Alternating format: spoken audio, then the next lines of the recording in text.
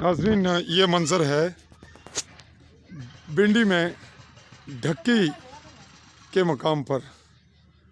ढक्की क्या ना जगह ना सिंबल ढक्की।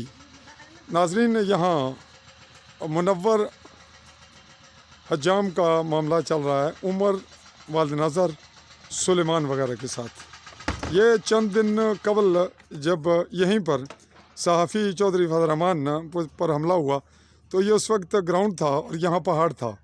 ये तब से लेकर आज तक मतवातर ये बिल्कुल इसकी जो तोड़ फोड़ है वो जारी है और इसमें जंगल की चीड़ें भी आपको नज़र आ रही हैं।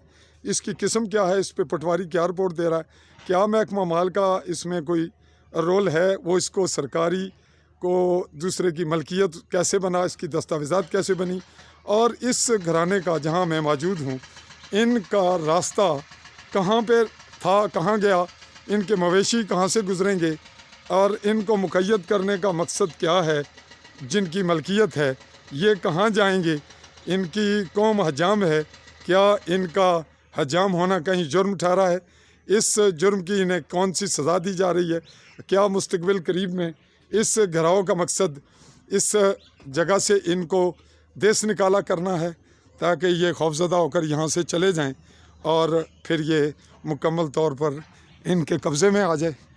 ये मामला आप नाज़रीन और मुतल्लिका हुक्काम ने इसका फ़ैसला करना है। नाज़रीन, मैं अपने कैमरामैन साथी के साथ चौधरी फजल रहमान, भिंडी सिंबल ढक्की, समानी भिम्बर, कश्मीर।